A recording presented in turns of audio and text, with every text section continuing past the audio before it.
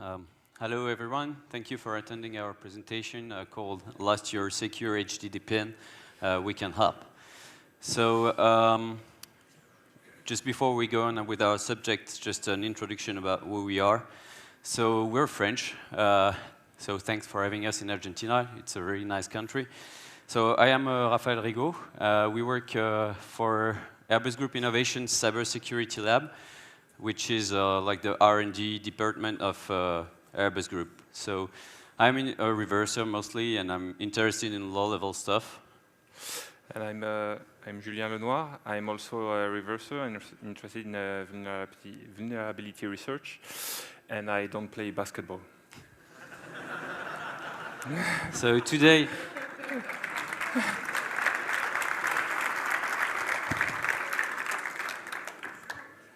we are going to talk about those two drives, which are USB enclosures like that you can buy for pretty cheap on the market. It's about $50 to $60.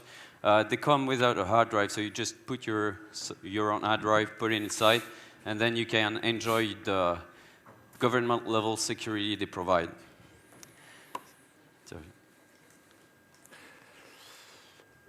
Sorry. Before we go on with our own work, a few words about previous works that were done about the subject. First, on the HDD's enclosure that include a hardware keyboard like the one we have. So you don't have to use any software to unlock your drive. You just go on and use the pin pad that is on it. So the first research we know of was done by Spritzmode like 6 years ago. He managed to do a pin brute forcer using a side channel and timing attack on a high storage pin drive. Colin O'Flynn this year at Black Hat USA had a really nice talk where he did like side channel analysis and a pin brute forcer for the same kind of drives we have here. And if you're interested in more hardware security, with one of our colleagues, we did a presentation about one of the previous versions of the Zalman drives where we fully worked using hardware because the software updates were not available. And before we go on, also, you should really check the last talk. So, Got Hardware Crypto by some German guys that was presented last year. So they reverse engineered the firmware from Western digital drives that are unlocked using software and not using a hardware pin pad. It's full of interesting crypto fails and backdoors, but we'll go back to that later. Thank you. So before we go on with the vulnerability analysis, we will first present the overall architecture of the both drives we have here. So they are, as Raphaël may have said, they have an integrated keyboard, which we can see here. And they are mainly built around this USB to SATA bridge system on chip, the gray square on the screen here, which is composed of a CPU, which loads its firmware from a SPI flash located on the board. It has a USB core to send and receive USB frame to and from the computer, a SATA core to read and write sectors on the hard drive you put in it, and an AES engine which is responsible for handling crypto stuff, which is done in hardware. Which means that when you analyze that, you will not find any crypto implementation in the software that is run on the CPU. So first, to understand what happens when a user unlocks his drive, so the first thing the user does is typing its PIN on the keyboard, which is then transmitted to the CPU. The CPU then verifies that the pin is actually correct. We'll see later on the two drives how this is done. And if the CPU is correct, then if the pin is correct, then the CPU initializes the AES engine by setting the mode and transmitting the disk keys. That is to say, the keys that are necessary to encrypt or decrypt the whole drive. And once this engine is initialized, then the encryption is done by the hardware and transparently. Then that is to say, from your computer, the drive is mounted, and you can access your very important secret files that are stored on the drive, like your lolcat pictures. A bit more about the characteristics of the drive. It uses AES-256XTS, which is a mode specially designed for drive encryptions.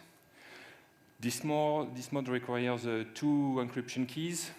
With those 2 encryption keys, you can encrypt or decrypt the full drive, or decrypt or encrypt or decrypt any sector.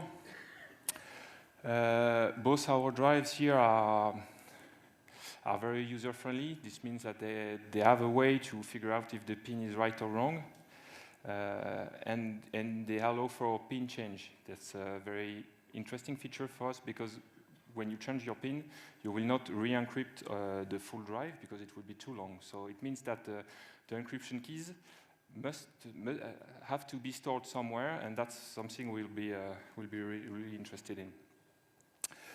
So as those keys are not meant to change, it means that they have to be stored securely. They have to be really random, because if they're not, there might be a way to brute force them and to decrypt the data somehow. And the drives also need to have a way to secure storage for the pin. So there are two different options to store the disk encryption keys. The first one you can see here on the bottom left is to store the keys inside the SPI flash. And the other one is to store them on the drive itself, like, for example, like what TrueCrypt used to do. In either way, we expect those keys to be themselves encrypted with another secret, which would derive from the user pin. So here, our approach is mainly software, not that hardware.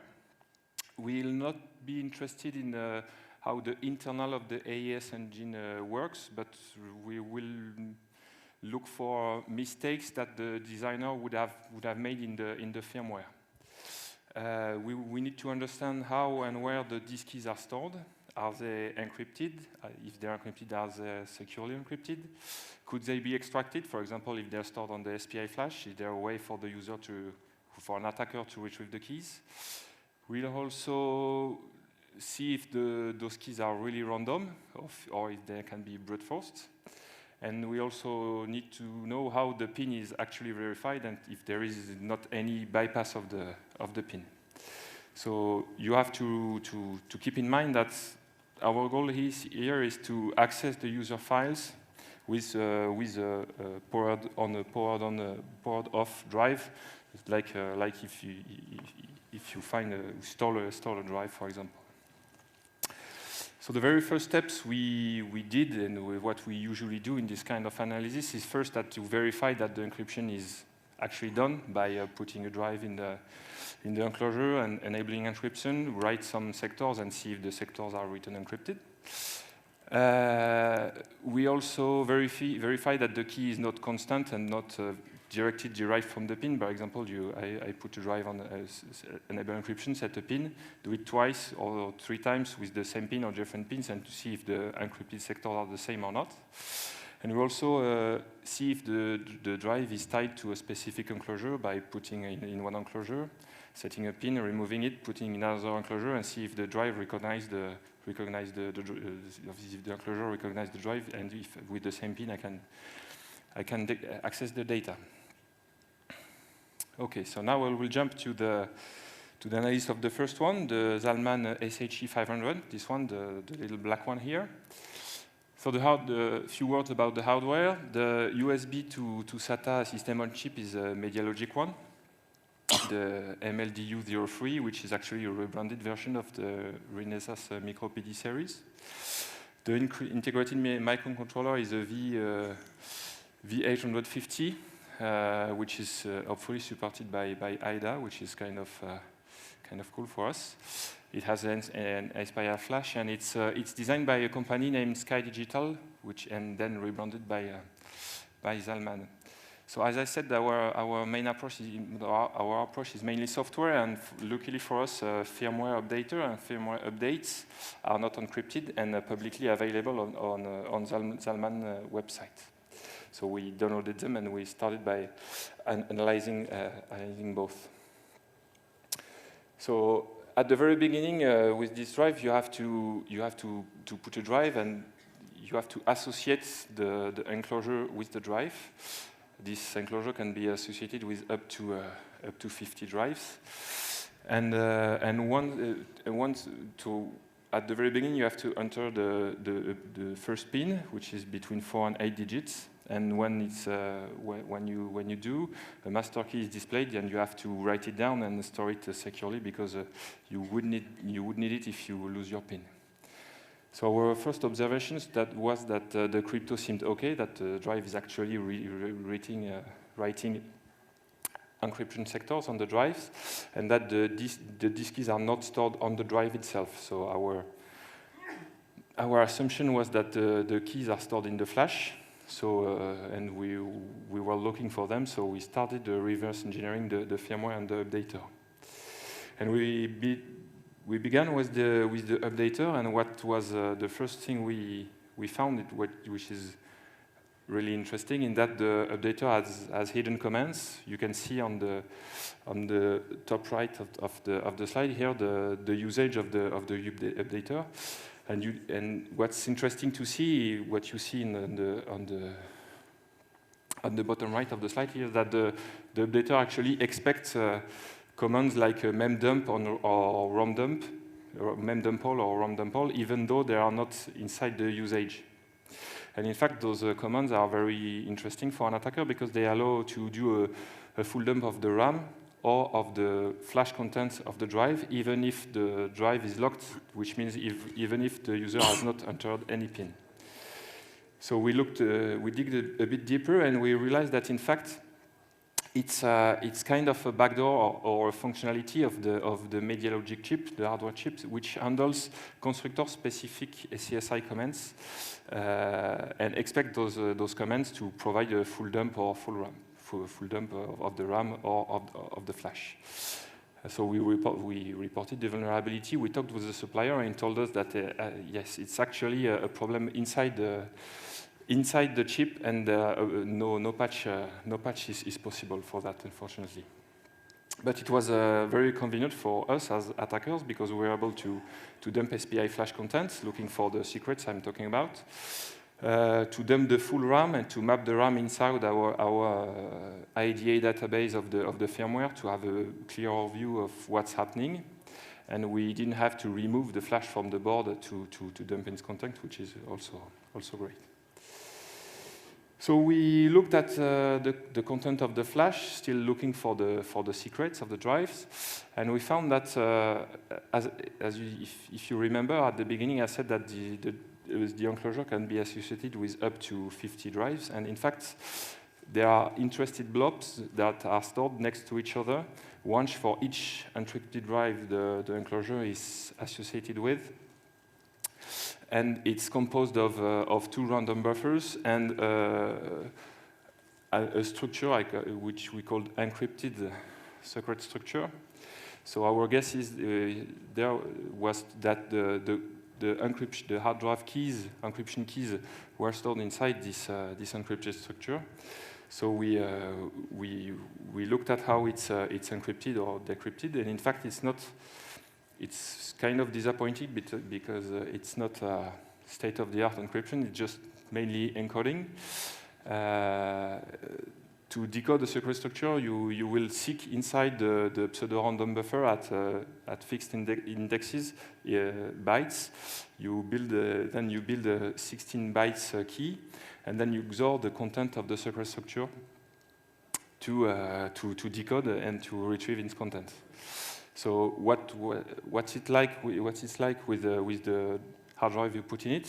You can see here the decoded version of the secret structure. We have many pieces of information.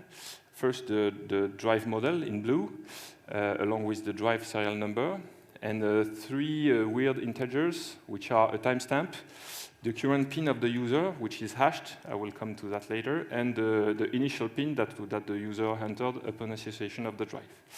But we were very, very surprised, because we expected to see AES encryption keys, but we didn't see any random vectors which correspond to encryption keys. So we were very, very disappointed. Nevertheless, we were able to recover the current pin of the user, which is kind of kind of hashed.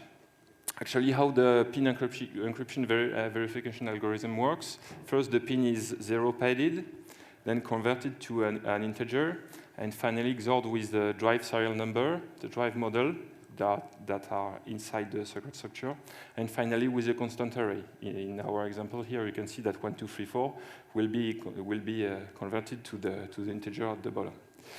And there is a funny stuff is that the integer, the conversion from the digits to the integer is kind of buggy, and there are collisions of the pin. For example, if you set a pin 1, 2, 3, 4 on this drive, 1, 2, 3, 4 will unlock the drive, but also 1, 2, 3, 3, 9, 1, 2, 3, 3, 8, 9, etc. So, if I sum up what we have found so far, we have found that with the physical access to a powered-off drive, we can use the media logic backdoor to dump the content of the content on the flash. We can look inside the flash to retrieve the secret structure, decode it, and finally recover the pin value. And that leads us to our first demo here. Okay, here I have one of the drive. I pour it on. I will first unlock it with the current pin, which is 1, 2, 3, 4. Okay, so the drive is unlocked. Now I use my secure random number generator to generate a new pin. Okay, which is 871840. So I will go to the change pin menu here.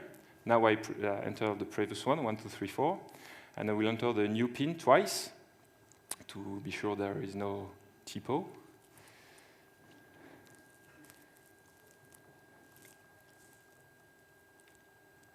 Okay, so now the pin has changed. So I pour off the drive, I pour it on once again, and now the drive is locked and asking me for a password to unlock it and access the files. And then I run my script, which will perform the attack I've just described. And we can see that I can instantly recover the drive, the pin. So, well, that's...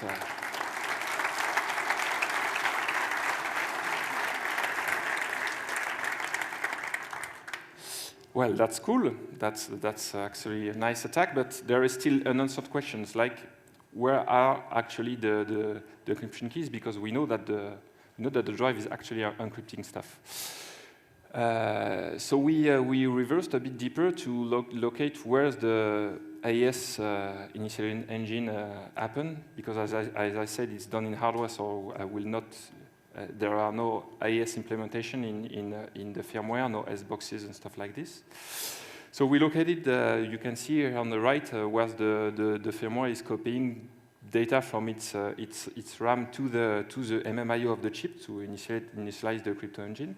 Oh. Sorry. And so we saw that it was taking from the RAM, and as I said, we were also able to dump the content of the RAM. So that's what we did, and we realized that actually it's what's copied inside the MMIO is a part of the secret structure I've just described. So we were just like, in fact, what the fuck? The keys were there, and that just we didn't saw them. And finally, which is very, very disappointed, is that the two AES encryption keys are those that you can see here on the screen. They are made of first 4 bytes of a timestamp in green, 4 bytes of the encoded, the first pin which is encoded, the one you entered when you associated the drive with the enclosure, and then the drive model and drive serial number. And this is not very secure, actually not secure at all, because for an attacker who has physical access to the drive, most part of the encryption key is actually written on the drive, because it's mainly composed of the drive model and the drive serial number. The only thing the attacker has to figure out is the timestamp, which in our observation was reduced to a 16 bits entropy, and also that the pin has less than 32 bits of entropy if you do all the possibilities for between 4 and 8 digits. So in practice, we were able to we don't have a demo for that one, but we were able to do a brute forcer. Even if we have access to the drive and not the enclosure where the secret structure is stored, we can still brute force the keys in less than 24 hours, which is way too fast. So to sum up, there are many issues on this drive. The first most important one is the backdoor in the media logic SOC. There's also a very problem with the encryption keys. They are stored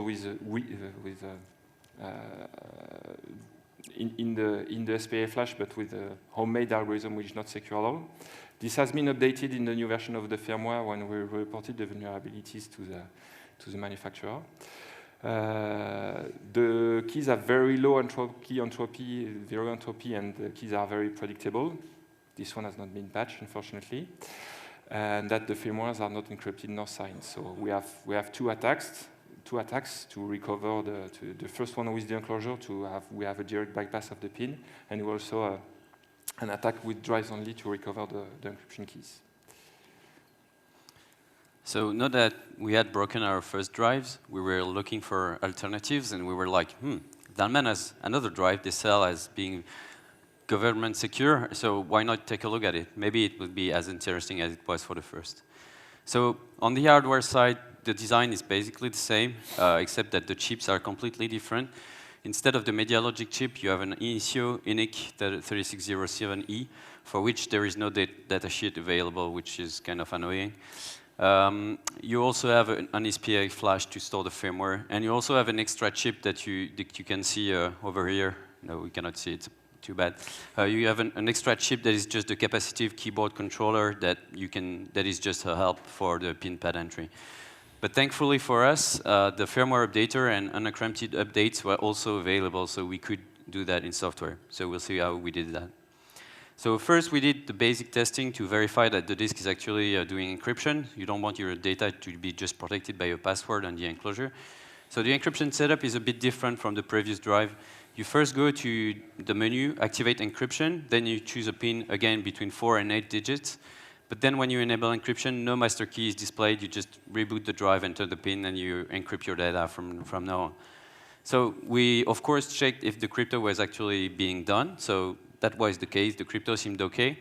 But then when we did the drive enclosure test, by putting the encrypted drive in another new enclosure, by entering the same pin, we were able to access the clear text data. So it means that everything is stored on the drive.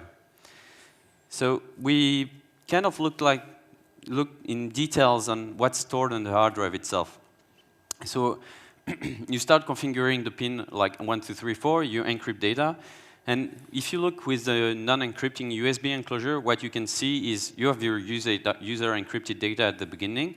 But then at the end, the drive gets a special space for its own data. So you get an encrypted blob, which starts with a clear text header that is really interesting because it starts with an INI. So the INI headers is kind of a giveaway because the brand of the SOC, the system of chip, is Initio. So INI for Initio seems pretty good. And then you have several blocks of high entropy. So maybe there is something interesting here. So what we did was change the pin for the encryption and read again what was stored on the drive. And of course, the user data didn't change because the encryption keys don't change when you change the pin, otherwise it would take hours to rewrite everything on the drive. However, the encrypted blob at the end was completely changed. So that was really interesting. So by considering that the pin changes the encrypted blob at the end, and that the disk keys are stored on the drive, we thought, maybe the disk keys are stored in this encrypted blob protected by the pin. So of course, being software reverse engineers, we went to the firmware and tried to identify where the pin is verified and where the keys are stored. So first, we spent a minute on Google to identify the CPU of the Initio system on chip, which is an ARC compact, so it's kind of unusual, but it's just a normal CPU. Then you spend 1 minute looking for the offset at which you want to load your firmware, which is trivial because it starts with a lot of FFs, then you understand that it's 4,000.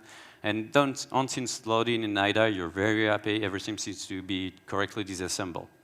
So what now? You have everything in IDA, but we need to find a check pin function. We want to see how the PIN is verified, but we don't have any data sheet to know where the crypto is actually configured with the memory map IO of the AES engine. You don't have any crypto constants because, well, the crypto is done in hardware, at least the encryption one. So what we did is, luckily, we have a LCD, which is used for displaying information to the user, and of course, to prompt the user for the password and display when the password is wrong. So we started from there. We found those strings in the firmware, and then we looked at the cross-references. Unfortunately, this is the menu function that handles all the control flow graph for the menu function. So you have this big, ugly control flow graph where you want to understand what's going on. And of course, it handles all the menus, all the options, so it's kind of complex. But we had no choice but dig in it and understand the various state machines that were in that. Once we have done that, we found interesting code around the cross-references to the wrong password string. And in particular, we found the crypto processor MMIO addresses, which are used to configure the AES engine with the encryption keys.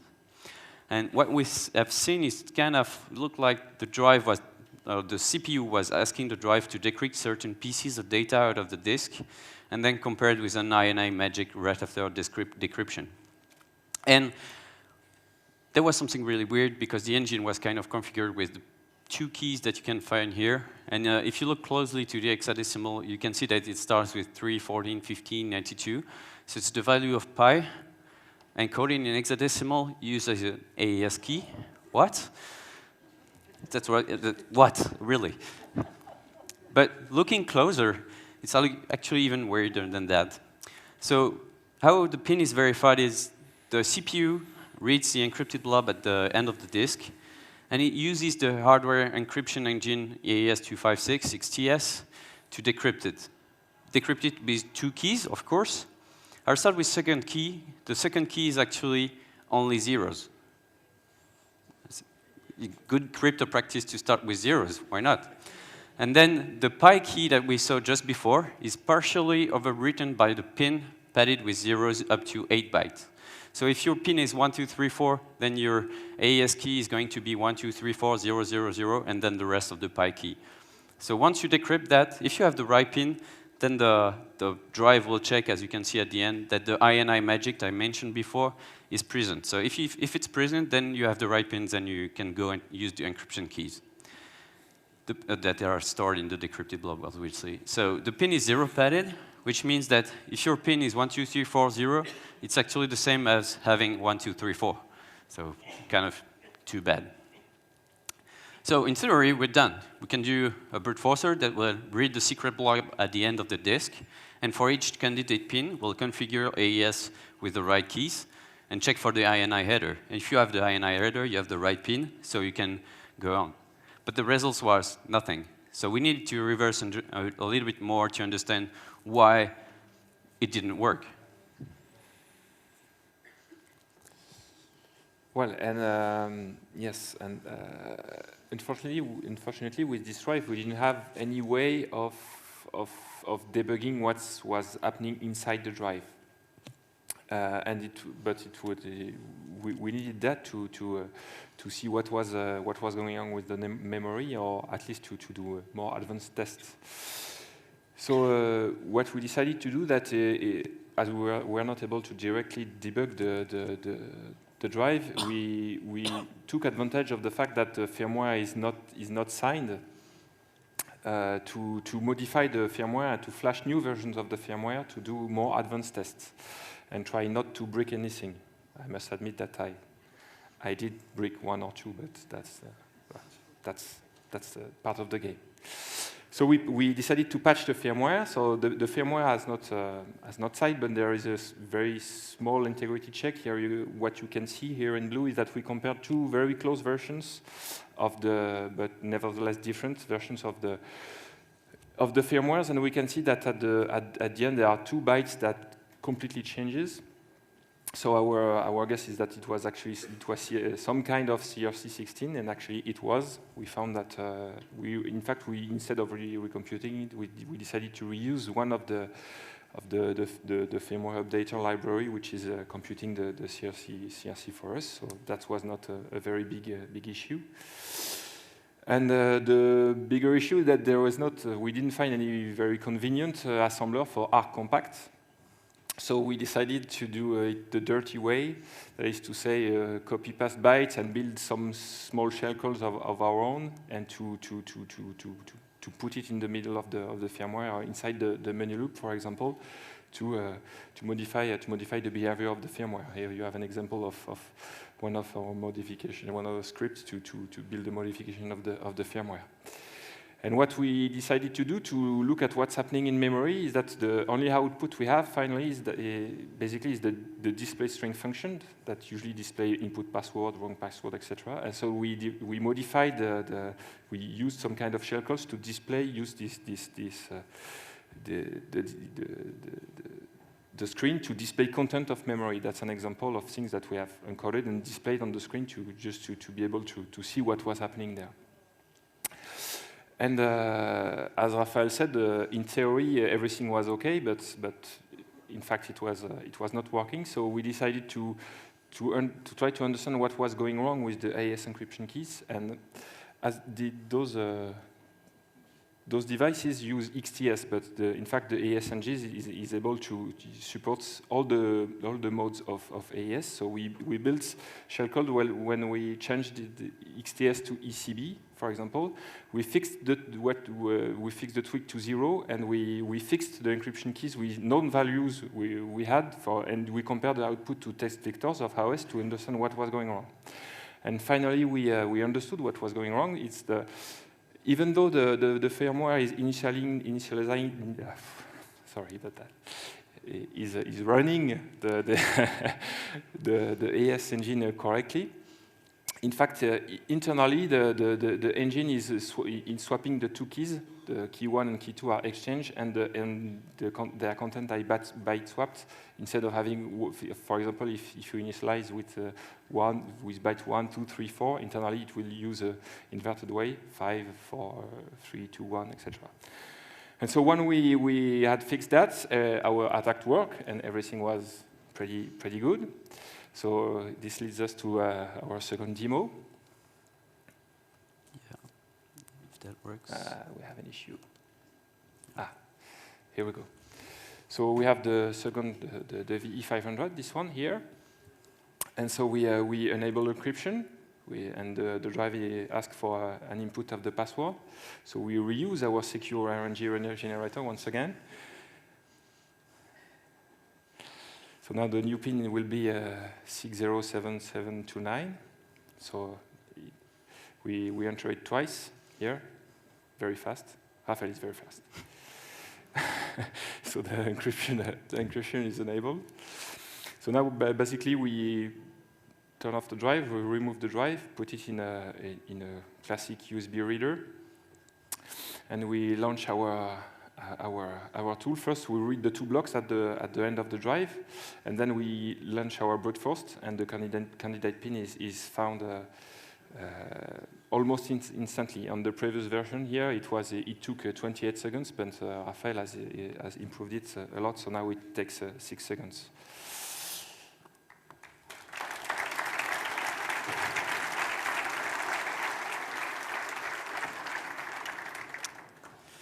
So when we found that, we reported that to Zalman, and so they said they were going to work on a fix. And a few weeks after we reported, they put out the new firmware version called firmware 2.0. So we're like, new version, new major version, maybe there is a security fix. Of course, there was nothing in the changelog. And we did test our brute forcer, and it didn't work anymore. So we're like, yeah, nice, they fixed everything. Unfortunately, we just reversed the new version, and almost nothing changed, except the pin was now padded with FD instead of zeros. So it was just a fix for the obvious pin collisions that you have before. So it took us like 5 minutes to update the brute forcer, verify that everything worked, and we were going to go. So we broke the pin, but we didn't talk about the way the encryption keys were generated and used. So once you decrypt the blob at the end of the drive, if you look at it closely, you see that you have at the start in green the INI headers that are used to validate the pin, what's correct. And then you got almost only zeros and a big blob of high entropy data. So we really think it's the disk encryption keys, but unfortunately we had no time to do and fully reverse everything, so it's just a supposition. I guess the keys are there, and they are very random, but maybe it's not the case. So to sum up about the V500, a few big issues. The disk keys are stored on the drive, which makes it very easy for an attacker to get to them. You just need to take the drive out of the case and just read them. And then the pin is so easily brute forced, it's even a joke, like 6 seconds. And one of the EAS keys, if you remember, is actually zeros to store the encryption key, so it's kind of bad. So one attack we have in the end is, with drive only, you can recover the pin in 6 seconds, which is not that bad. Especially if you resell your hard drive thinking it's encrypted and secure without having the need to erase it, but then the attacker can access everything. So if you sum up the properties you want to have for your drive, the basic crypto is okay for both drives. The disk is only tied to the SHE500 enclosure, and the VE500 is not. And unfortunately, both of them fail to store the secrets securely, because it's very easy for an attacker to get to them. And the SHE500 even fails at generating randomly drive keys, but the VE500 seems okay. So when we did that study of hard drives, that the two of them we saw, but we also audited others, and there was something really weird going on with suppliers and the SOC that we saw everywhere. So if you remember the value of the PI keys, the 3, 14, 15, 92, etc., that was actually not the first time that we saw them. Because if you look at the paper the German guys put out last year, they checked at the Western Digital drives that use 3 different chip manufacturers, and all the chip manufacturers have those PI keys present.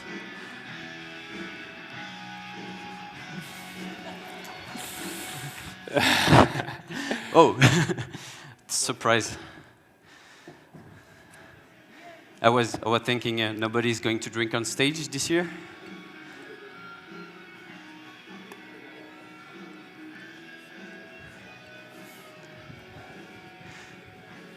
Cheers to Federico and Argentina. Cheers, Ekoparty. Thank you. Thank you.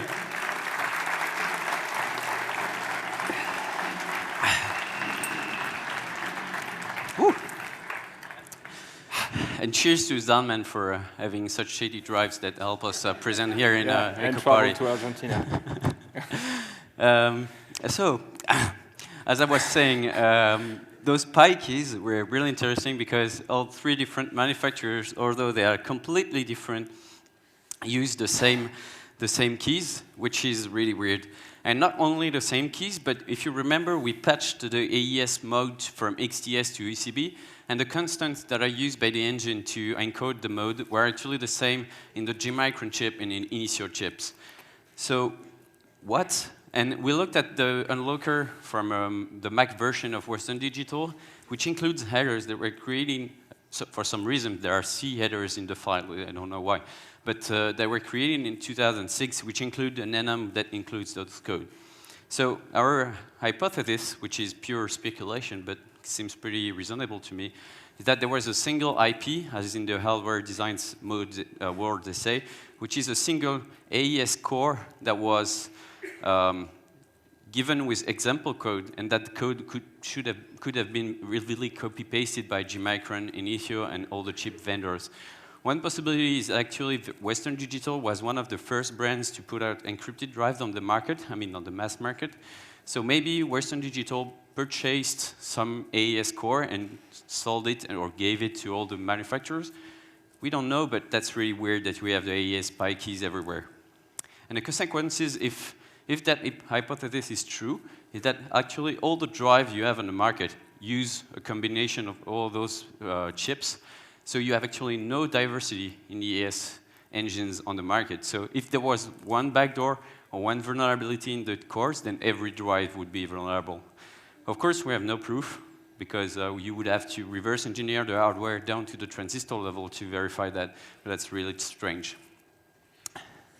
So what we wanted to do too is to propose a better design, because it's actually not that hard to get a secure hard drive. So before all, if someone wants to design a secure hard drive, don't start with the hardware. Hire a cryptographer, because zeros keys, pi keys are definitely not going to go through your cryptographer untouched. The problems we have when we design a USB enclosure is that you want to be user-friendly, and some of the vendors don't want the user to lose their secret if the enclosure, for example, gets broken.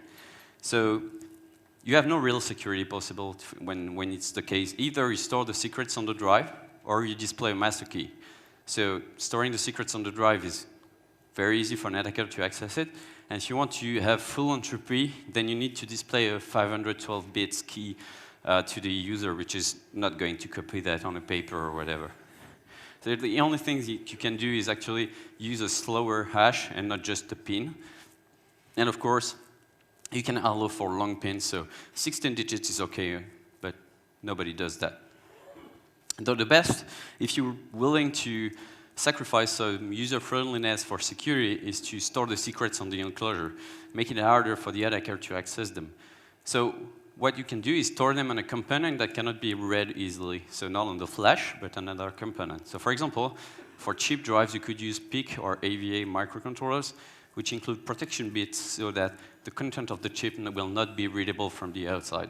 Unfortunately, if you go to Chinese companies, they offer a way to dump the content of those chips for $1,000, $5,000, depending on the model. So they're not designed for security, but it means at least the attacker has to break every chip instead of breaking all the drives with one attack. So the best design we could come up with is kind of like a smart card-based drive, but with an integrated smart card. So instead of entering the pin and giving it to the CPUs on the system and chip, you insert a secure microcontroller. Why is it secure? Because it integrates an AES engine, which keys are not provided by the user, but you can fuse the keys inside the CPU using a one-time programmable fuse array.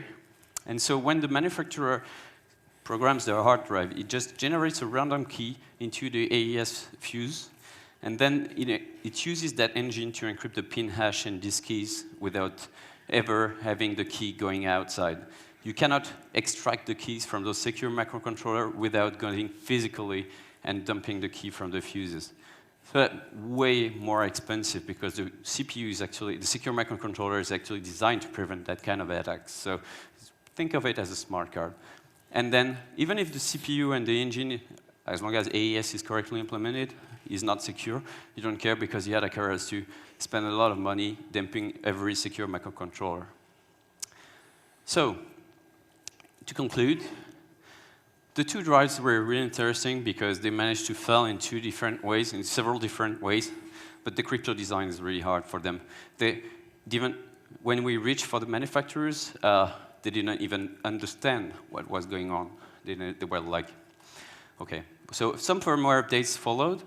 I don't think everything is fixed, but we don't really know. So what should manufacturers do? As we said, they should hire cryptographers before doing anything. And then one thing that they could do that would give very much confidence in their product is that if the crypto design is sound, you can publish it without actually sacrificing security.